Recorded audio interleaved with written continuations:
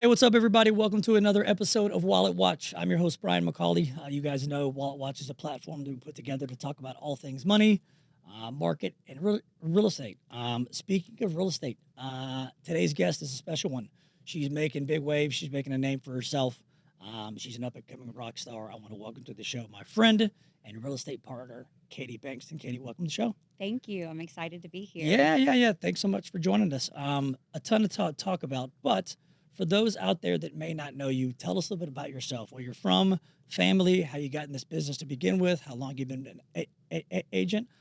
Enlighten us. Okay. I'm originally from Tennessee. Mm, We had a stop in Denver. My husband and I lived there for 7 years. And then after COVID, after our first child, we were very much aware of that wasn't our forever home and right. hopped on over to Texas. Okay. I have had my license for almost 10 years now. Wow. Had my associate broker's license in Colorado. We moved here the month after the big snowpocalypse. Okay. So Lucked out. Oh, it's missed- yeah. We Missed it. timing was everything there.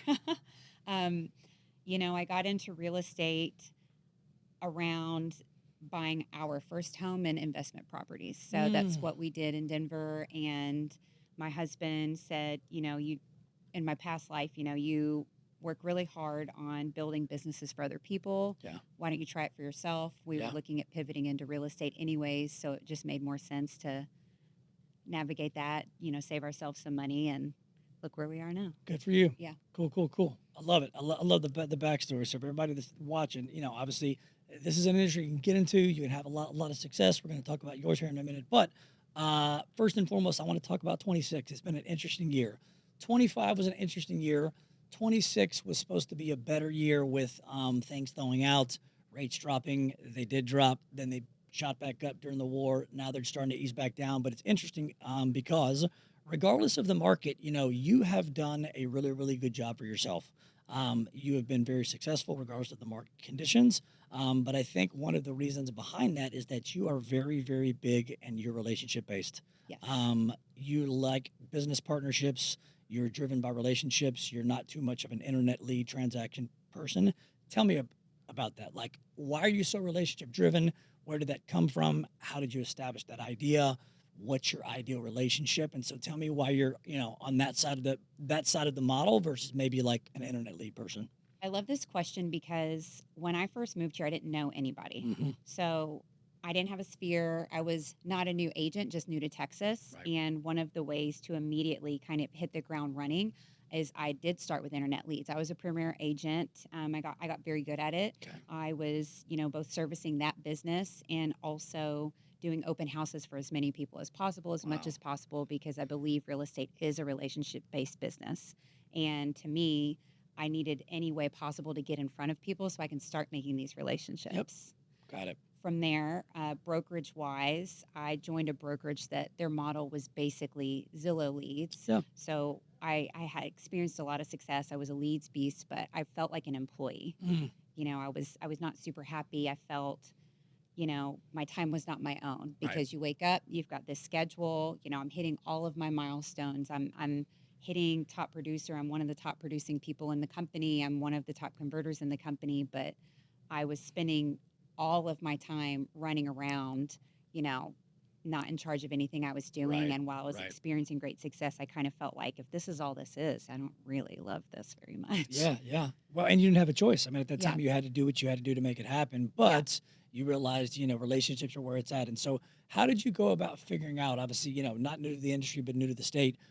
When you started establishing relationships, was it more like, hey, I just want to talk to clients? Do I want to find business partners? Like, what people did you decide to start creating relationships with first? Was it clients? Was it business partners? A combination of both? How did you make that decision for maybe somebody that's watching that says like, I'm on internet leads, and again, there's nothing wrong with them. I just don't think it's a full-time deal. But if they're trying to transition, like, where do they start? How did you make your decision on who you're trying to develop relationship with first? So I hope this is a good answer to your question.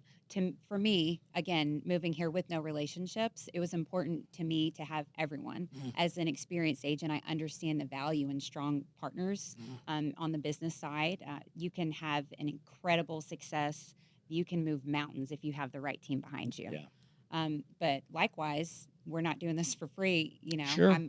I want to make relationships with clients. I want to help families move and find a home like I did. And so it was kind of twofold for me. I put all of my energy into both trying to help as many people as possible and meet people from a client point of view, but also start to finally hopefully build out my network here so I could have good business partners to help those clients and Yeah. truly scale my business. I think that's good because people, what I find about relationships is they work with you because they like you and they trust you, and it's Mhm. really really hard to do through a transaction-based internet lead. Yeah. Over time, you build that rapport, you build the right relationship. So in the beginning, it's hey, everybody I'm trying to build a relationship with, right? But you start Mhm. to tailor that down to good business partners and different clients, and then they refer you clients. And I think it's a little bit more of a sustainable process. I think with relationships too, like they value you.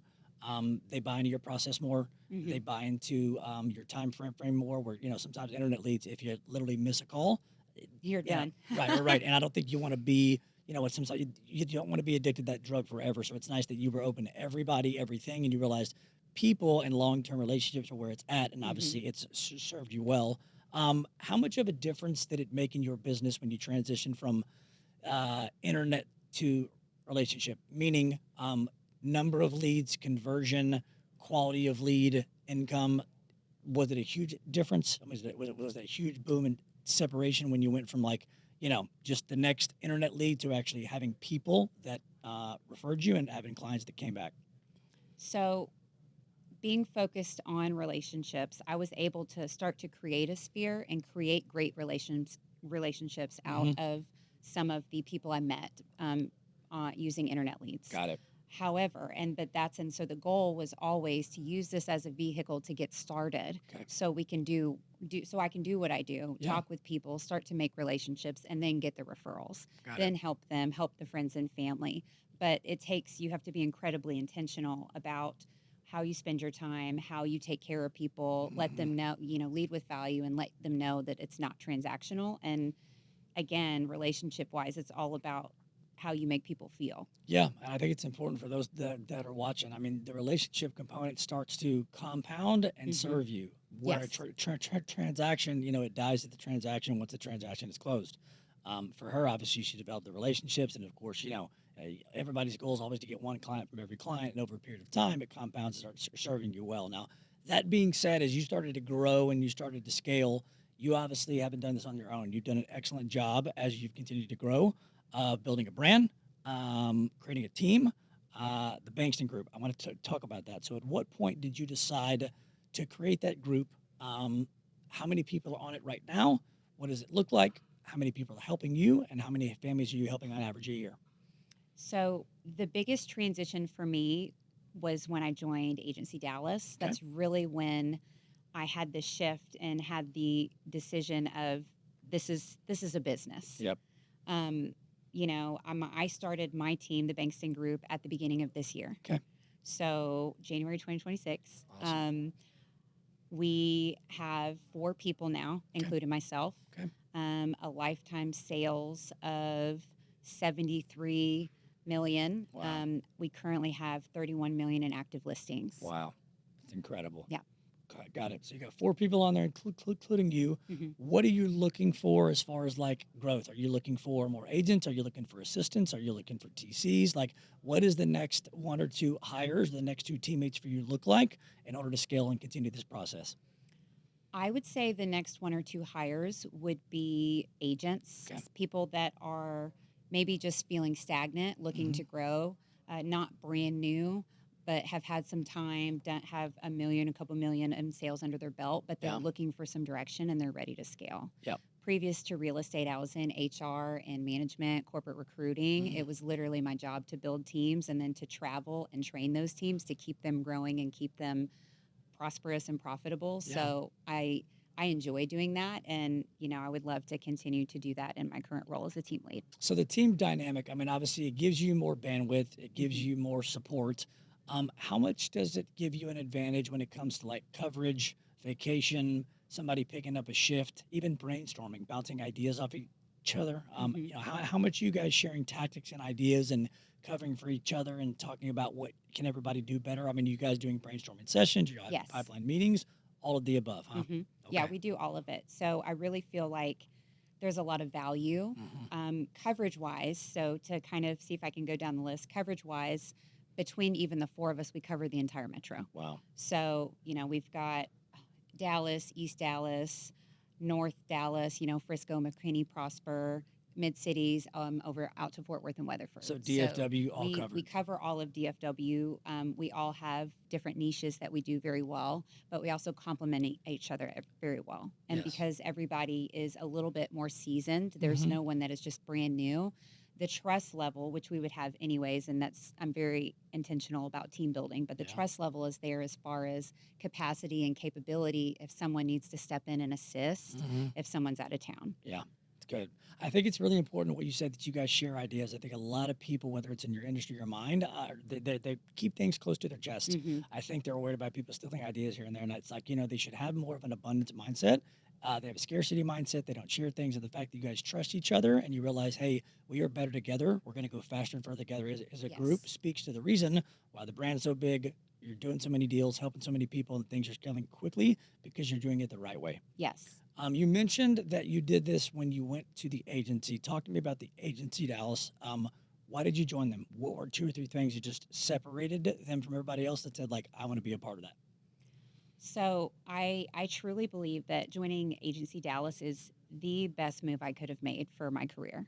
I'm happy to be a small fish in a big pond Yeah. and walking in, hearing the conversations. Everybody's very collaborative, but hearing the conversations of the business and the type of business that people were doing, even the average price point, I was in awe. I was hoping to be able to grow, and it was super inspiring to be around all of that and Right. really open my mind up to all the different ways we can do real estate, creativity, solving problems, just literally everything. Meeting with them, it really sitting down with Damon and Megan. Yeah. The brokerage is built by agents for agents. It's Right. the kind of brokerage, me being 10 years in now, it's the kind of place where you spend forever looking, as I'm sure you can attest to. Once you land somewhere and you're like, okay, this is it. Like, Right. you want to find people that care about what you're doing, that care about helping build the collaboration and also the experience and expertise, Right. so no one is just sitting on the sidelines not working. Damon is busier than all of us put together, Yeah. but the knowledge and expertise and support that we have from them and everyone else in the office is like nothing I've experienced. And I love that about the group. I love that about the company. I like how everybody is collaborative. It is a unique place. They're making big waves quickly. They're very selective in who they choose, but everybody's bought into the same thing. Everybody's drinking the same Kool-Aid. The individuals, the teams, the leaders, the brokers, they're all helping each other. Interesting to know that that was something to help you do that, but without that, obviously, you wouldn't have grown the group. And now everybody's pointing back at each other, and now people are looking at you to mentor them. It just starts to, it starts to compound and serve itself. What you've got going on and what they've got going on there is special, and I think that's why you guys and them are having so much success in a market where everybody seems to think it's down. And I'm like, hey, you and a lot of people over there are putting up big numbers, right? There's nothing that people can't do when they're with the right group, with the right mindset, with the right playbook. And I think your team and the Agency Dallas is showing that, regardless of where rates are at, right, we have some secret sauce over here. You Yeah. guys are drinking it, and it's doing really, really well. Now, on the flip side of the coin, let's talk about a few things as you go through growth. Everybody, including me, daily, weekly, monthly, yearly, makes mistakes, Yeah. right? Hiccups. What would be a couple things through the journey from joining the agency, growing your brand, growing your team, mistakes you made, lessons you learned, maybe advice on things for somebody out there watching, saying like, hey, I want to follow down the same path or be on our team or maybe join the brokerage here and there, things that you would avoid or change or not do to help people out there maybe not make that mistake and learn the hard way. So the biggest thing that I would point out is that there's a lot of ego in our industry. And I think one of the greatest things that you can do for yourself and your clients is to put that aside and learn to review, learn to check yourself. Like, Yeah. how could this have gone better? What could I have done differently? Did this fall apart because of me? Yes. Anybody that's had any time in this industry, you can do your absolute best. And sometimes, like, someone's just not happy. It's Yeah. not going well. It doesn't feel right. And being able to examine that and figure out how you can course correct, improve, or pivot to do better next time, Yeah. I think is huge. Good. Because regardless of, how long you've been doing this. I feel like we can always learn. That's why we do the brainstorming sessions. My team, we meet every 2 weeks, either in person or virtually, just Mhm. depending on schedules. But it's an outstanding appointment that does not get moved. And we start every single meeting off with, what do you have going on? What's a win and what's something you're struggling with? Yeah. And we are constantly, in addition to group chat and everything else, like constantly sharing what we're doing, what was a win, what we tried, so that we can all improve. Yeah. Yeah. So keep the ego aside, Yeah. collaborate. Yeah. Don't ever be too good or too boastful to learn, Mm-mm. and realize that obviously everybody has something to contribute. Yes. And when you take that mindset, you can get better a lot quicker, Mhm. and obviously put yourself in a much better position. That's good. Good, And good, then good. I also feel like what you focus on is what expands. Hmm. And so it's really easy to compare yourself to other people and what they're doing and, oh my gosh, how'd they get that? Or man, if I could just get there, I would be set. Right. And I think every single one of us has done that. I know I would be lying if I said that I haven't. But I think the more control you have of focusing on you and buckling down and saying, Yeah. these are the things I'm going to do, and I'm going to do it relentlessly for the next 6 months, and the only pivots I'm making are to improve something that's not working. Yeah. So much can happen. I agree. And I think what you guys are hearing this, I mean, you're hearing her commitment to excellence, her commitment to not giving up, her commitment to making sure this is her full-time career and not her Yes. hobby. And that's what I find with people like you, people in your group, people at the agency, Dallas, other top producers, they don't make excuses. They are fully committed. Hmm. They continuously learn. They grow. They make mistakes. It's one of those things where you fall down, you get back up. And I love that about you, and I love that about your team because in a market like this, I think sometimes people get a little bit stuck. Yeah. And they're thinking, man, rates are not where they want to be here and there. But then, of course, you go on the flip side, going like, hey, what's the status over here? Well, it's like one of the things about you is you're fully committed and you're willing to see it through and understand, like, hey, this is a long game, right? And you started to operate that way. Your team operates that way. And I think it shows people, and it's a testament of like, hey, these are things to not do, but these are things also to do. And I think if they recognize that and they're willing to surrender to that process, people can slowly and steady get in a place to where you're at, depending upon their vision, their goals, and where they want to be. But trying to do it by yourself and thinking that you can do it alone, you don't need anybody else's advice or help. That's the way to die quickly. Yeah. What you're doing is amazing, and I want people to Thank make you. sure and take tips off this because obviously, you're going nowhere but up. But this is how she got here. This is why, and this is how she's going to continue to grow. Speaking of growth, let's talk about the future of real estate 26, 27. I want to talk about where you think things are headed on the back half of the year for DFW. What do you think we'll see? You think we're going to see any major changes? What do you think about rates? Are there any little hidden gems in areas here and there? So from now to 26, what do you think things look like? More of the same, a little bit better, a little bit worse? Let us know. I see it getting a little bit better. I Okay. know there's been going into this year, there were a ton of predictions. I think everybody was hoping for a better, fresher season in life in 2026 than we had in 2025. And while things have been challenging, it's been an interesting market for sure. I think there's definitely still opportunity as long Yeah. as you look at it the right way. Yeah. Because while rates are challenging, there's a lot of volatility in the market, but there's also incredible opportunities to put a deal together. I appreciate you talking about that. I want to open that up here, about that up here in a minute. And so Okay. you think 26 will be similar to what it is? I think Q1 started off pretty hot because obviously rates started heading in the right direction. Yeah. The Iran war kind of threw everything for a curveball. Hopefully, this thing ends for good, stays there, and we'll start to see that trend. But I agree with you. I think 26 is probably going to be more of the same. I think if people see it through the lens of what you said of the opportunity, I want to unpack that. How should a buyer be looking at this market when some of them say, oh, rates are a little too high, payments a little bit too high, I'm going to wait, versus opportunity? Talk about what opportunity is out there, and let's reframe this in a way of how a buyer can see what opportunities are out there and why it may be a good time to consider it because rates are not super low. It's counterproductive to them, but what should they be thinking about? What opportunities are out there, you think, from now to the end of the year and how they should be looking at the market? The opportunity is in that there is so much more flexibility to get a deal together. Mm. So, from there, obviously, there's hot pockets where things are still selling immediately. This is the busiest time of the year, but even the busier season seemed to kick off a little bit later this year than Yeah. normal. So, to answer your other question, I do think we're going to continue to see more of the same, but have, a good Q3 and an opportunity to have a pretty decent Q4. Yeah. And as far as deals are concerned, there's a lot of opportunity to negotiate, whether it's negotiating closing costs, whether it's, being creative with financing. And I know you can speak to this better than probably anybody, but the opportunities to tweak that payment or to structure things and get money escrowed over here Mm-hmm. or to bring the list price down or have your HOA covered for a year. There are Mm-hmm. so many, which I learned from you, by the way, there are so many options Right. if you're being creative and you're putting your head together to figure out how to accomplish what your client wants, Yeah. which is if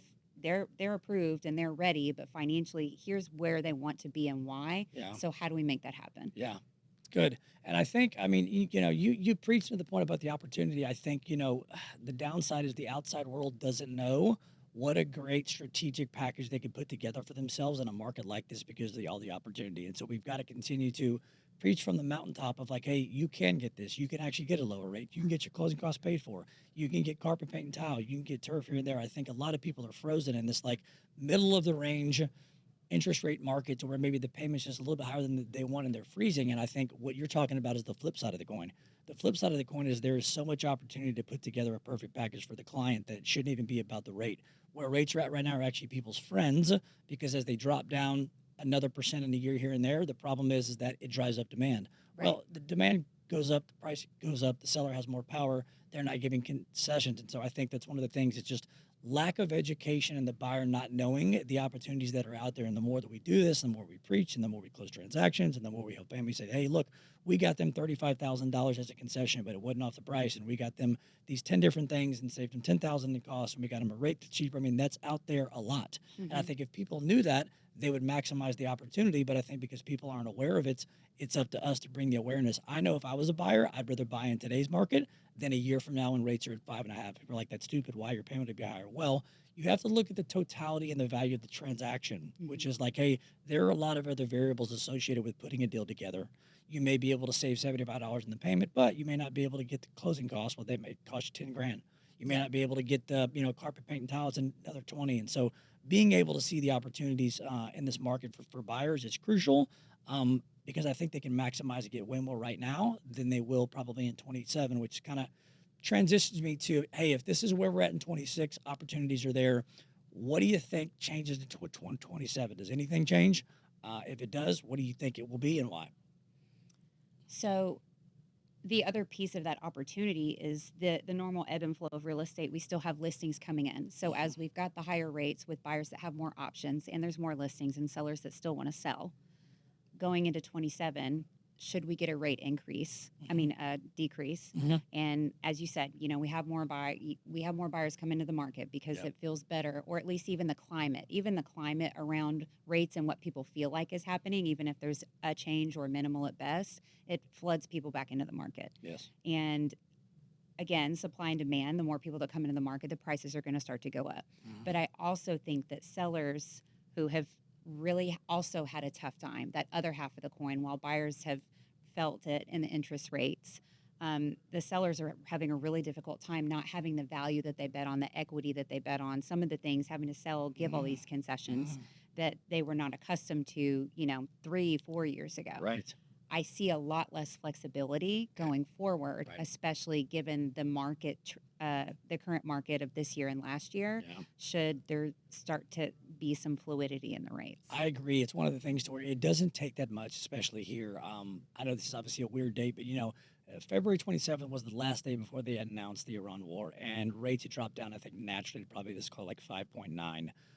We could feel a shift big time within a month. Meaning rates were at 6.5 and things trended down and they got to probably 5.9. 0.5% in rates within a month changed things so fast that literally you could feel, the calls doubled, the offers doubled, the prices went up.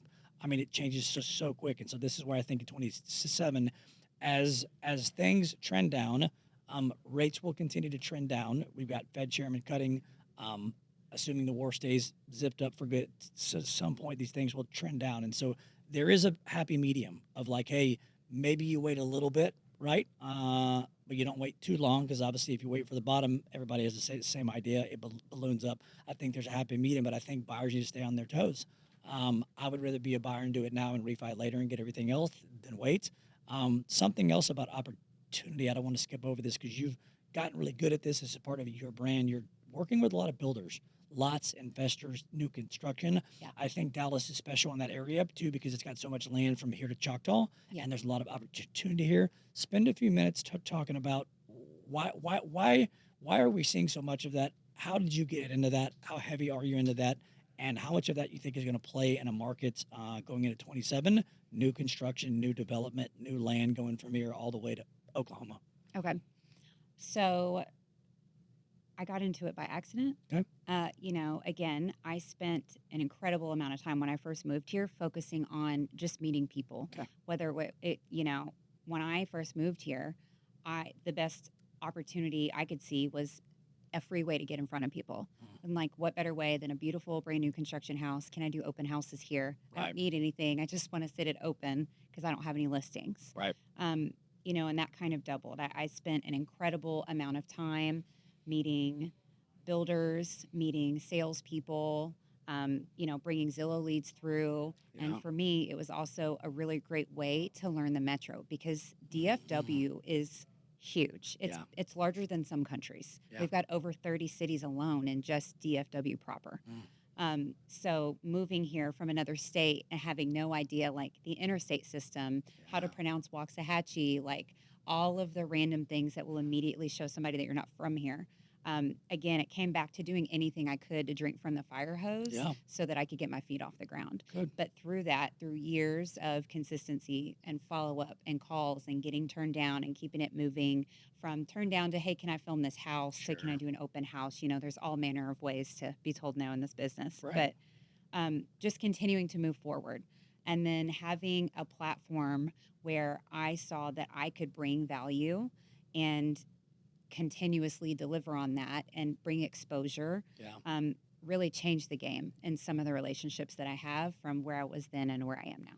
So that just proves to people out there that even if you're working hard and fully committed, by accident you can fall into referrals. By accident you can fall into niche markets. By accident you can fall into builders things here and there, and they develop into long-term relationships. And you mentioned this. I want to touch on this exposure. So you've done an incredible job with social, creating the brand, lots, people, buy, sell here and there. What got you into doing social? Why have you pushed so hard on it? How much of an impact has it had on your business? And what do you think the future holds for social and AI when it comes to weaving that into what you do? Yeah. Okay. So when I say by accident, I definitely was working to get work. Yep. The avenues it went down, I couldn't have began to predict. Right. Getting into socials, focused on finding another way to reach people. Because how you show up on social media, it's really your resume. People can see what you're doing, how you talk, how you work, how you represent yourself. Yeah. They can learn so much about you before ever actually meeting you. But then it's not only that, it's the consistency. And then it's, are you actually doing the work or are we just posting pictures? There's so much that's tied into it, but it just gives people so much more access. Right. And for me, whether it's a business partner that I'm looking to take on or vice versa, people have gone through all my stuff and come to me with questions. And by the time I'm comfortable asking for a relationship or for a sit down, there's a good back and forth because everybody's done their research. It's just Right. what it is now in 2026. That's good. However, it's an incredible way to reach people you would have never otherwise met. Yes. There's if you're not on social media, even at least putting your business out there once a week, Yes.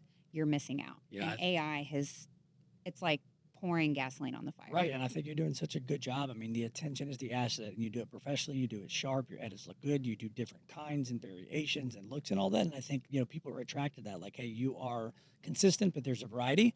Obviously, you want to let people know that obviously you're not just doing one thing. You're doing multiple things all the time. But I think that's another reason why you've been so successful is that you've committed to that. And obviously, eyeballs are what people want, whether it be a builder, investor, a listing, a buyer, or whatever, and you've been continuous with this. Do you have a social media team? Does the agency help you with that? How do you go about putting all the videos and edits and everything and ideas together? So I would say I have like an unofficial team. Okay. My husband is my life saving grace in that regard because it would take me 10 hours to edit a video. He edits all my So stuff. he's the man behind the Yeah, scenes and he's makes the it all man look behind the good. scenes for Shout out sure. to hubby. Way to Yes, go. Larry, thank you. But I have professional videographers that I use for certain things, and a photographer. I have the same two people that I have used since I started to Mhm. now. I have not wavered.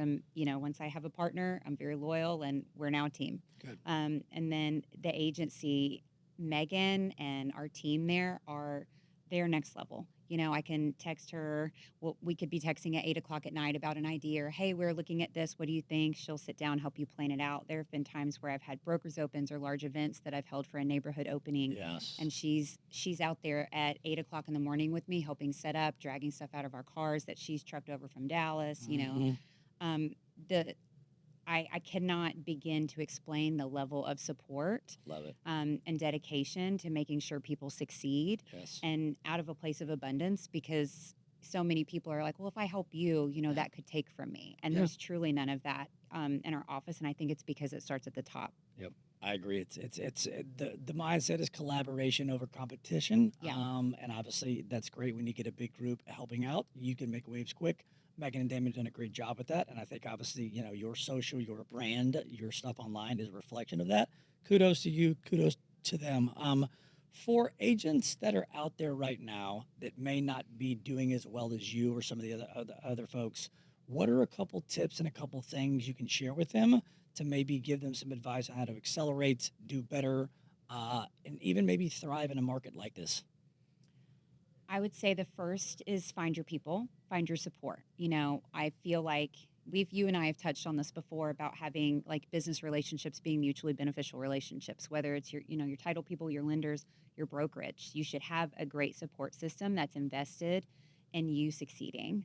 From there, I think everyone should be on social media. Yeah. You don't have to do every single platform. I can imagine that would feel overwhelming, but finding something and trying to figure it out, whether it's Facebook because that's your crowd over there, TikTok, Instagram, YouTube.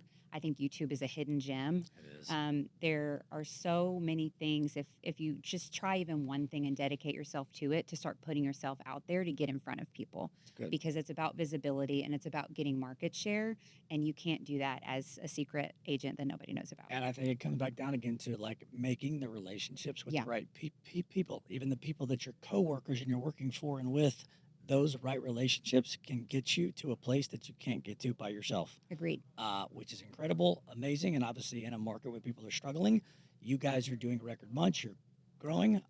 It's incredible to see, and I like these stories because I want people to recognize that yes, this industry has good markets, it has bad markets, but the consistency, the relationships, the commitment, this is what makes a person thrive regardless of what's going on in the market. Right. The market is the market, but if it's your full-time job, if you're a student of the game, it's what you do every day. You're not making excuses about why you're not working this month or next month because of the market. Yeah. We're finding creative ways to put people together, to put deals together. And even on a support level, Yes. I think for newer agents, if you're just starting out and maybe, funds are limited, which I can totally relate to, we've all been there when we first started. Yeah. Finding a great team to help support you, Yep. whether it's, in the market share, having the listings to do the open houses, getting you, bringing you to meetings that you wouldn't have gone to otherwise, accelerating some of the experience that it might take you otherwise 4 or 5 years to get, Yes. are all incredible opportunities. Again, making relationships and figuring out the best way, to make a path forward. It's great.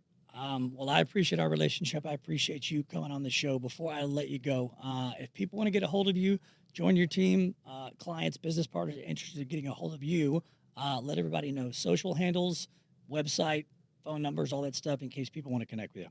Okay. My Instagram is Katie Bankston _TX for Texas. My website for my team is thebankstonGroup.com.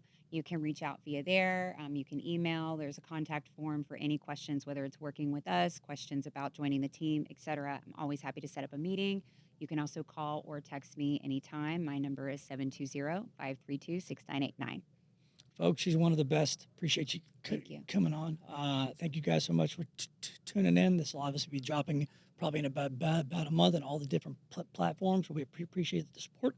And until next time, stay tuned.